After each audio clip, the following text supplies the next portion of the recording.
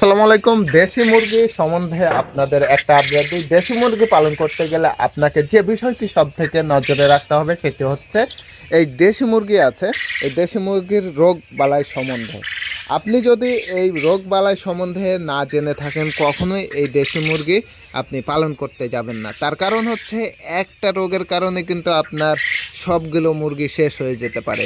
আগে রোগ চিনুন এবং রোগের যে প্রতিরোধ আছে, যে ওষুধ ব্যবহার করতে হয় সেগুলো বিষয়ে আগে জানুন, তারপর কিন্তু এগুলো পালন করবেন।